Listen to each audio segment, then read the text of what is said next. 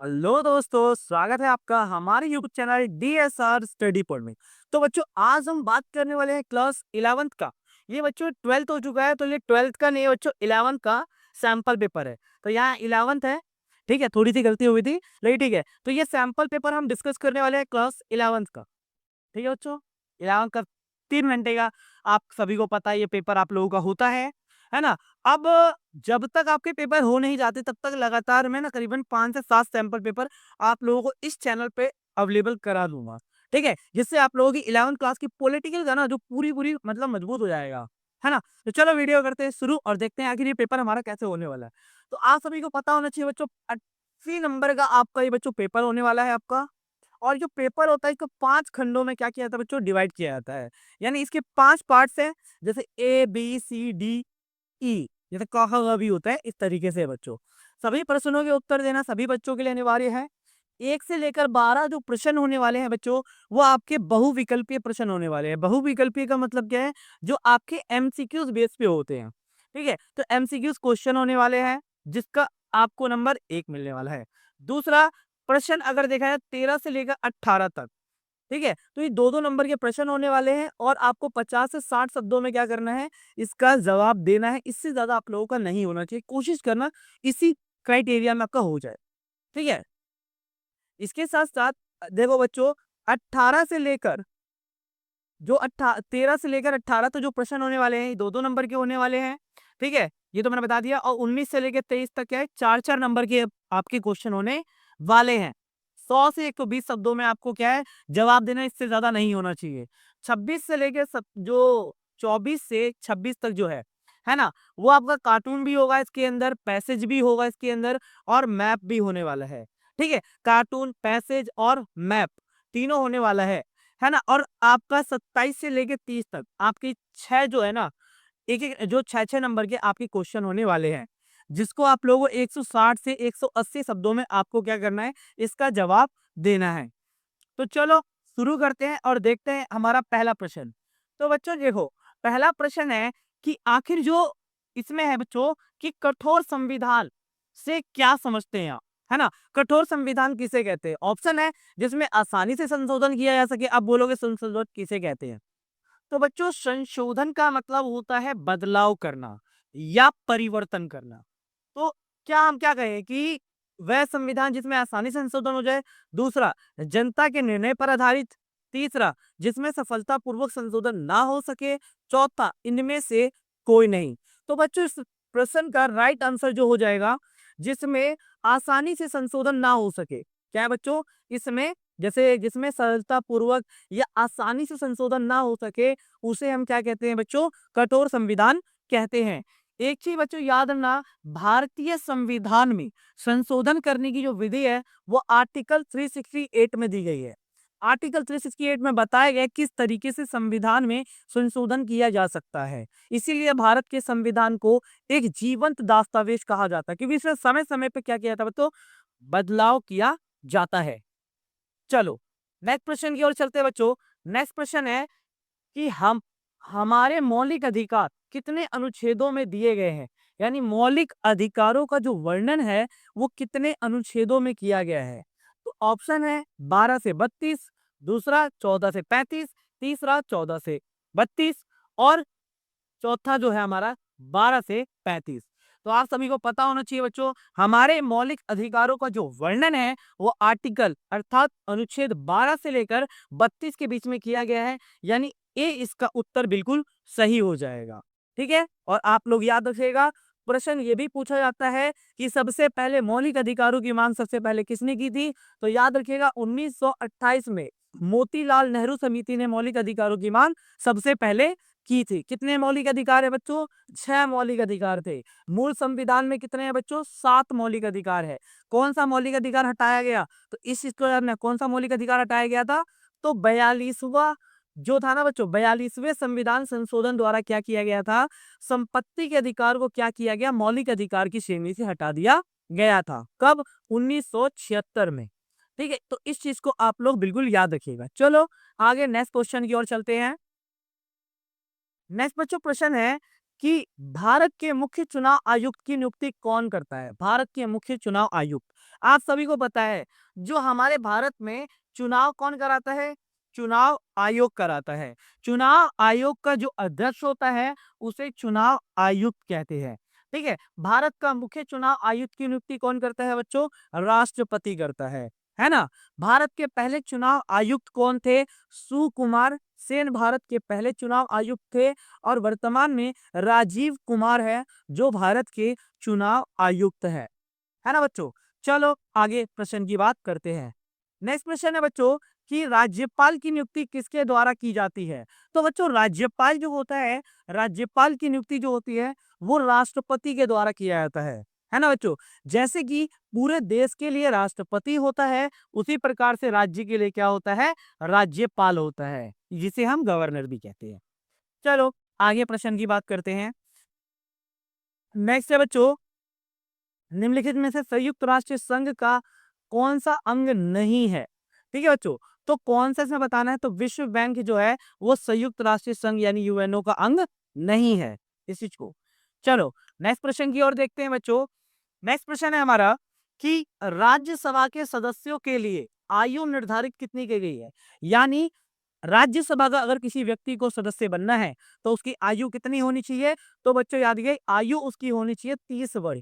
ठीक है, राज्यसभा की 30 वर्ष होनी चाहिए, लोकसभा की 25 वर्ष होनी चाहिए, प्रधानमंत्री बनने के लिए 25 वर्ष आयु होनी चाहिए, राष्ट्रपति बनने के लिए 35 वर्ष उम्र होनी चाहिए, उपराष्ट्रपति बनने के लिए भी 35 वर्ष उम्र होनी चाहिए। तो उम्र का जरूर याद रखिएगा बच्चों, किस किस के बारे में क्या पूछ ले पता थोड़ी ना है।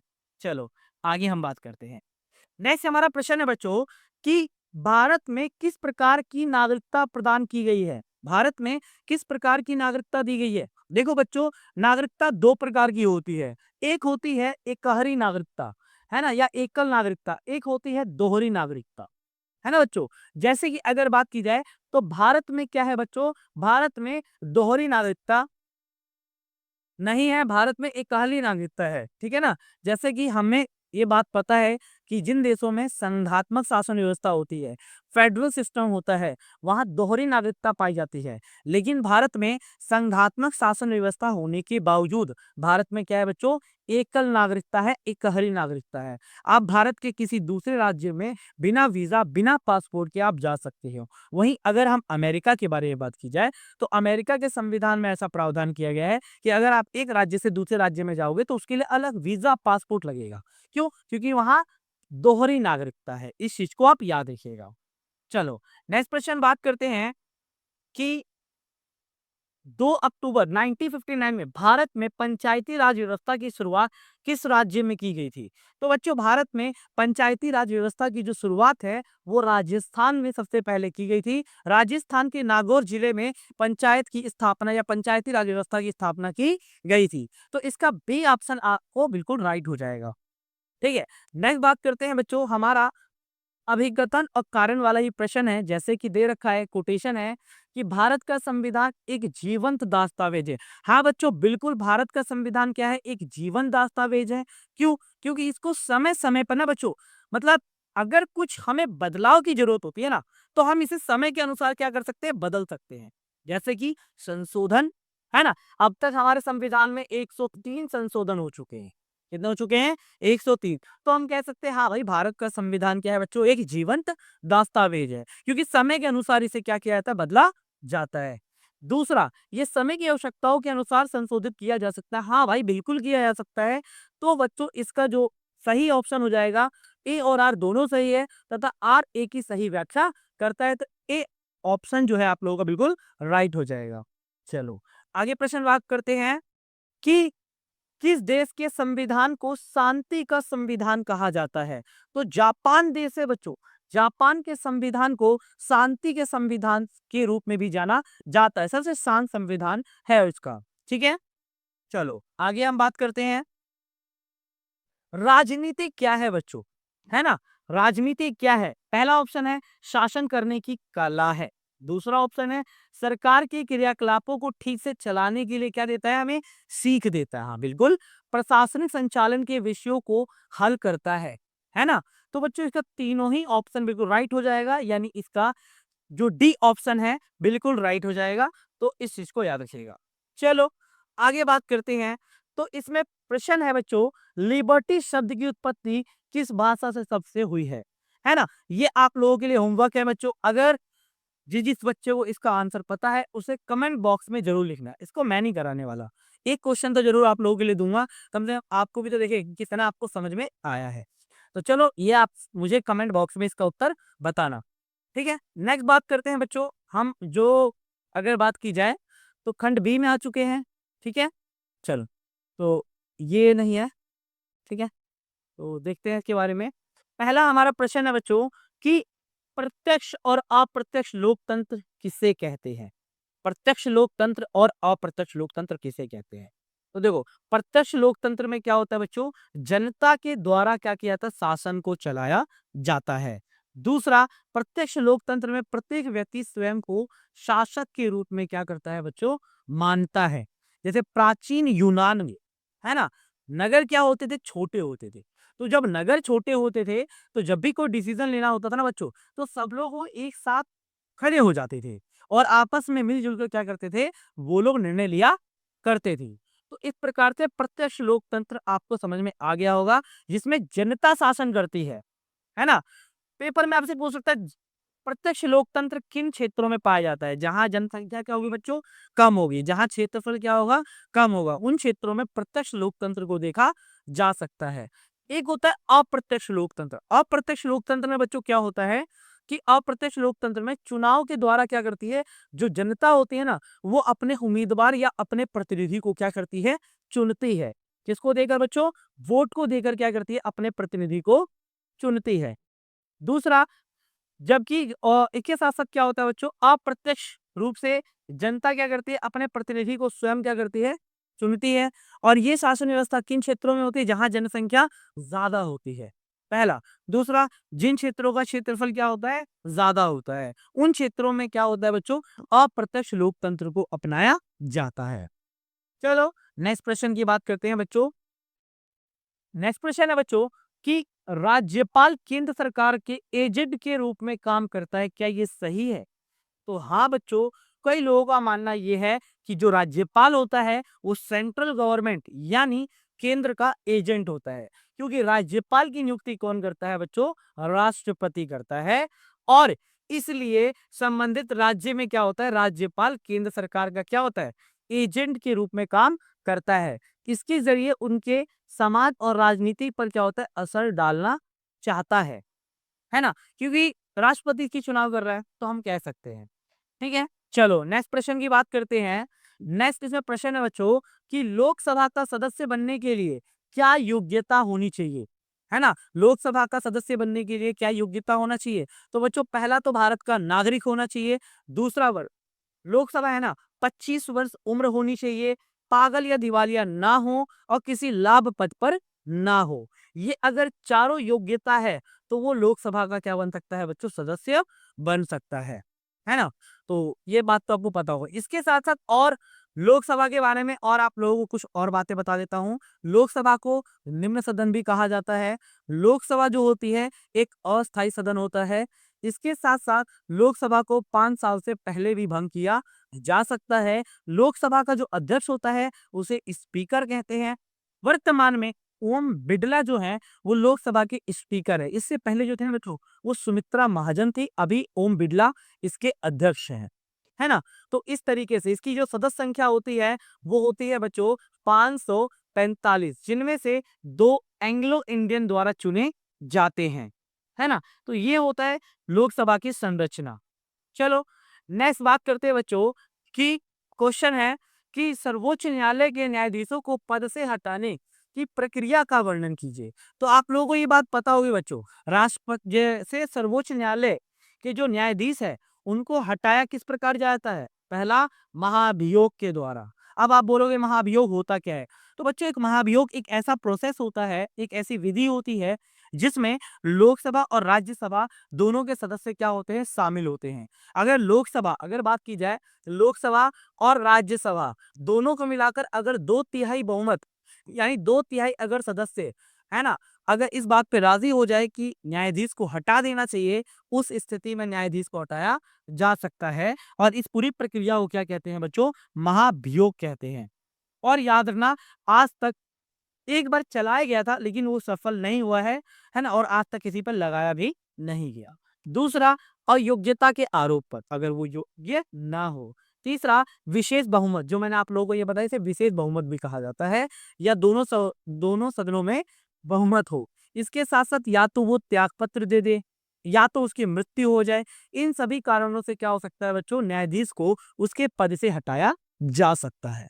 चलो नेक्स्ट प्रश्न की बात करते हैं बच्चों। नेक्स्ट प्रश्न है बच्चों, भारतीय संविधान की 4 संघात्मक विशेषताएं बताइए। यानी आप कैसे कह सकते हो कि भारत में संघात्मक शासन प्रणाली है। तो पहला है बच्चों, शक्तियों का विभाजन। आप सभी को पता है कि भारत में संघात्मक शासन व्यवस्था को अपनाया गया है, और संघात्मक में अगर ये देखा जाए तो संघात्मक में क्या होता है बच्चों, शक्तियां जो होती है वो कई स्तरों पर बटी होती है। जैसे कि अगर बात की जाए, केंद्र और राज्य के बीच क्या होती है, शक्तियां बटी होती है, और किसमें बटी होती है, संघ सूची। पहला आता है संघ सूची, और दूसरा आता है राज्य सूची, ठीक है। तीसरा आता है समवर्ती सूची, समवर्ती सूची, ठीक है। संघ सूची के विषय में जो कानून बनाता है वो कौन बनाता है बच्चों, केंद्र सरकार, ठीक है। संघ सूची के विषय में केंद्र सरकार कानून बनाती है। इसके अंतर्गत 97 विषय ऐसे आते हैं जिस पर केवल केंद्र सरकार कानून बना सकती है। राज्य सूची के विषय में कौन, राज्य सरकार कानून बना सकती है। इसके अंतर्गत कितने 66 विषय आते हैं जिन पर केवल राज्य सरकार कानून बना सकती है।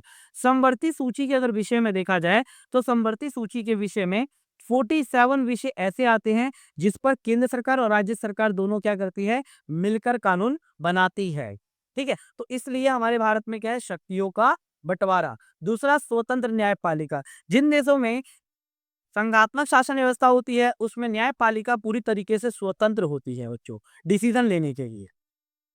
द्वि सदनीय विधायिका, यानी 2 संघात्मक विधायिका होती है, लोकसभा और राज्यसभा। और इसके साथ साथ संविधान की सर्वोच्चता। जिन देशों में संघात्मक शासन प्रणाली होती है वहां संविधान ही क्या होता है बच्चों, सर्वोच्च होता है, और संविधान के सभी लोगों को मानना पड़ता है। और आप सभी को पता होगा संविधान की व्याख्या भी कौन करता है, न्यायपालिका, ठीक है, न्यायालय करता है। चलो नेक्स्ट प्रश्न की बात करते हैं। नेक्स्ट हमारा बच्चों प्रश्न है कि पंचायती राज संस्थाओं के समक्ष कौन सी समस्याएं आई हैं। जो पंचायती राज संस्थाएं हैं उनके समक्ष कौन कौन सी चुनौतियां आती हैं, है ना। पहली चुनौती क्या होता है, धन की समस्या। भैया पैसा ही कम होता है, इनका पैसा इतना होता ही नहीं कि वो इतना डेवलपमेंट का काम कर सके, इतना विकास का कार्य कर सके, इतना पैसा उन लोगों के पास नहीं होता है। दूसरी उनके पास चुनौती आती है जनता का जागरूक ना होना, क्योंकि पंचायती राज व्यवस्था में कई बार ये देखा गया है कि ग्रामीण क्षेत्र के जो लोग होते हैं वो इतने ज्यादा जागरूक नहीं होते हैं, उनकी सोच थोड़ी रूढ़िवादी होती है, या प्राचीनतम या इनिशियल टाइम पीरियड की क्या होती है, सोच होती है उनकी। इसके साथ साथ राजनीतिक हस्तक्षेप रहता है, हमेशा बड़ी बड़ी पार्टियां क्या करती है, उनके कार्यों में दखल देती है। इसके साथ साथ आय से संबंधित व्यय होना, यानी खर्चे खर्चे उनके ज्यादा होते हैं, ठीक है। तो ये क्या है, पंचायती राज व्यवस्था के समक्ष क्या है, मुख्य चुनौतियां है। चलो आगे बात करते हैं। अब बात करते हैं हमारे 4 नंबर के प्रश्न के बारे में। तो हमारा पहला इसमें प्रश्न आता है, जॉन स्टुअर्ट मिल के हानि के सिद्धांत का वर्णन कीजिए, ठीक है। जॉन स्टुअर्ट मिल, जिसे जे.एस. मिल, इसे जे.एस. मिल भी कहा जाता है, जे.एस. मिल का सिद्धांत भी कहा जाता है, जे.एस. मिल, इसे जे.एस. मिल का सिद्धांत भी कहा जाता है ना। जे.एस. मिल ने जो थे हैं, इन्होंने एक सिद्धांत दिया। इन्होंने ये बात कही कि किसी के कार्य करने के स्वतंत्रता में व्यक्तिगत या सामूहिक रूप से हस्तक्षेप करने का इकलौता लक्ष्य क्या होता है, आत्मरक्षा। आप किसी के दूसरे कार्यों में हस्तक्षेप करते हो तो उसके अंदर अगर ज्यादा करते हो तो कहीं ना कहीं आत्मरक्षा का सिद्धांत आ जाता है। सभ्य समाज के किसी सदस्य की इच्छा के खिलाफ शक्ति या औचित्यपूर्ण प्रयोग का एकमात्र उद्देश्य क्या होता है, किसी को अन्य से हानि से बचाना। कहने का मतलब कि एक सभ्य समाज में अगर देखा जाए, आप किसी दूसरे के कार्यों में हस्तक्षेप कर रहे हो तो कहीं ना कहीं आप दूसरे को हानि से बचाने के लिए क्या कर रहे हो, उसके कार्यों में या किसी भी तरीके से आप उसको दखल दे रही हो। जैसे इन्होंने कहा कि व्यक्ति के कार्यों को इन्होंने 2 भागों में बांटा है। पहला स्व संबंध, दूसरा पर संबंध। अर्थात जिसका अगर कोई कार्य, जैसे मैं हूं, अगर कोई कार्य मैं करता हूं और उसका प्रभाव केवल मुझ पे पड़ता है तो उसे हम कहते हैं स्व संबंध। और पर संबंध का मतलब क्या होता है कि जिसमें करने वाला, जैसे मैं कोई कार्य करूंगा, जैसे मैं कोई काम करता हूं और उसका प्रभाव अगर किसी दूसरे पर पड़ता है तो उसे हम कहते हैं पर संबंध कार्य।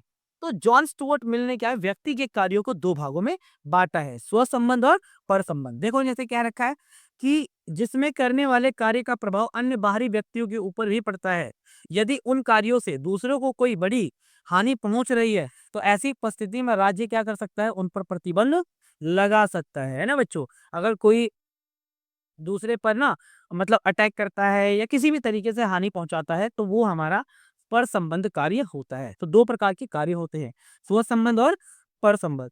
चलो आगे बात कर लेते हैं, नेक्स्ट हमारा प्रश्न के बारे में बात कर लेते हैं। नेक्स्ट हमारा प्रश्न है बच्चों कि भारतीय संविधान का गठन पर प्रकाश डालिए। 4 नंबर का क्वेश्चन है। मैंने यहाँ शॉर्ट लिखा है, मैं आप लोगों को पहले समझा देता हूँ। भारतीय संविधान कैसे बना? देखो बच्चों, पहले आप लोगों को इस तरीके से याद रखना है कि भारत का जो संविधान, देखो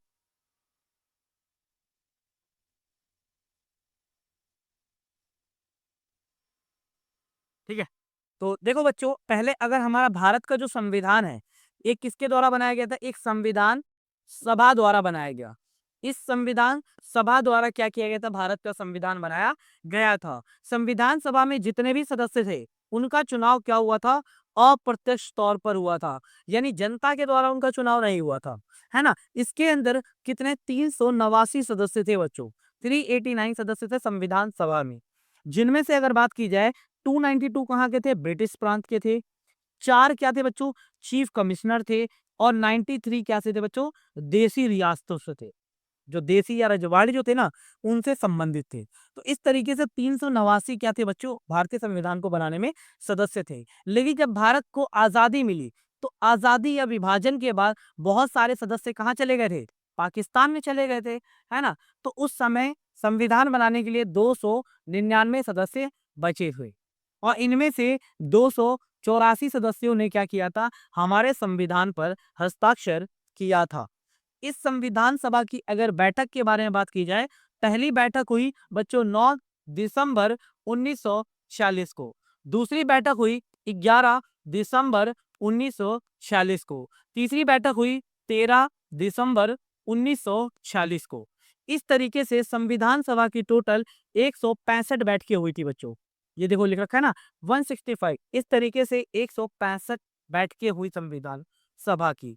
और भारत का संविधान अगर देखा जाए 26 नवंबर 1949 को बनकर क्या हो गया बच्चों? हमारा संविधान तैयार हो गया था, जिसे आज हम संविधान दिवस के रूप में भी हम मनाते हैं। लेकिन भारत का संविधान 26 जनवरी 1950 को क्या किया गया बच्चों? लागू किया गया, जिसे हम गणतंत्र दिवस के रूप में भी मनाते हैं और जिसे अभी हमने मनाया भी है। ठीक है, तो इस तरीके से था बच्चों।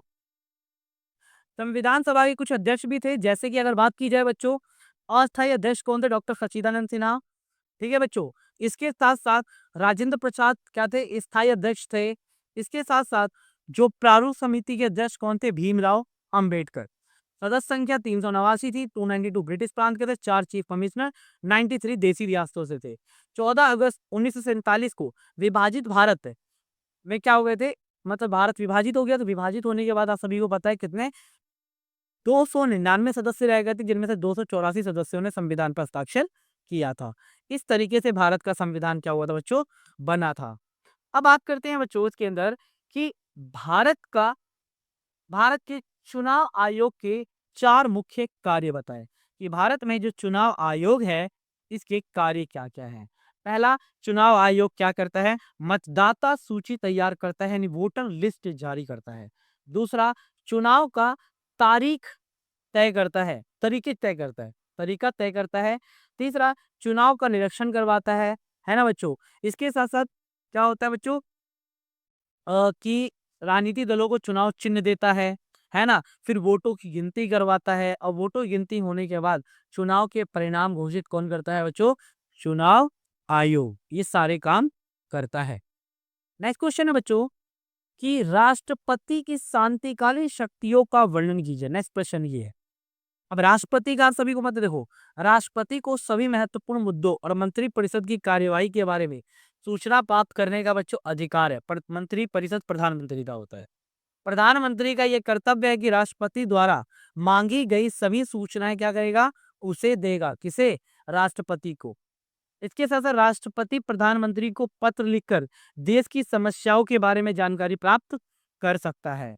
राष्ट्रपति मंत्रिपरिषद की सलाह को वापस पुनः विचार करने के लिए भी कह सकता है। सपोज करो कि किसने बच्चों, जैसे कि मंत्रिपरिषद ने कोई सलाह दिया, हो सकता है वो नहीं मानेगा राष्ट्रपति, जैसे बोलेगा दोबारा आप क्या करो, इस पर सलाह करो। क्या करो? सलाह। इसके साथ साथ ये तो मैंने आपको राष्ट्रपति की शक्तियां बताई, लेकिन यहाँ शांतिकालीन शक्तियां कौन कौन सी है?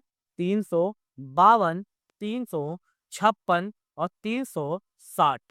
352 क्या होता है बच्चों? अगर कोई बाहरी देश हम पर आक्रमण कर देता है, ठीक है ना, कोई बाहरी देश अगर हम पे आक्रमण कर देता है, ठीक है, या गृह युद्ध छिड़ जाता है हमारे देश में, तो उस स्थिति में 352 लगाया जा सकता है। लगाया भी गया था 25 जून 1975 में इंदिरा गांधी द्वारा, जो उस समय तात्कालिक राष्ट्रपति फखरुद्दीन अली अहमद के कहने पर यह आपातकाल लगाया गया था। 356 क्या होता है बच्चों? अगर किसी राज्य की शासन व्यवस्था हमारे संविधान के अनुसार नहीं चलाई जा रही, उस स्थिति में 356 भी लगाया जा सकता है। जैसे लगा भी है, दिल्ली में भी लगा था बच्चों, है ना, यूपी में भी लगा था, महाराष्ट्र में भी लगा था, ठीक है बच्चों, और गुजरात में भी लगा था, है ना। और 360 जो है वो आर्थिक या वित्तीय संकट होता है, उस स्थिति में लगाया जा सकता है, लेकिन आज तक 360 लगाया नहीं गया है। ठीक है, चलो नेक्स्ट प्रश्न की बात करते हैं। नेक्स्ट अगर देखो बच्चों, प्रश्न है कि न्यायपालिका की स्वतंत्रता किस प्रकार बनाए रखी जा सकती है। जो हमारी न्यायपालिका है, न्यायपालिका की स्वतंत्रता को किस तरीके से बनाया जा सकता है। तो देखो बच्चों, कैसे बनाया जा सकता है। पहला जो है हमारा बच्चों कि न्यायाधीशों की नियुक्ति। पहला क्या बच्चों? न्यायाधीशों की नियुक्ति। न्यायाधीशों की नियुक्तियों के मामले में विधायिका को शामिल नहीं किया जाता है। यानी कोई न्यायाधीश होता है, न्यायाधीशों को नियुक्ति कौन करता है? राष्ट्रपति करता है। इसमें संसद को शामिल नहीं किया जाता, है ना। और व्यक्ति को न्यायाधीश नियुक्त किया जाता है जिससे कानून का क्या हो बच्चों, विशेष ज्ञान हो या वकालत का क्या हो, उसे अनुभव हो। उसी व्यक्ति को न्यायाधीश बनाया जाता है जिसे कानून का ज्ञान हो या वकालत की क्या हो बच्चों, अनुभव हो। इसके साथ साथ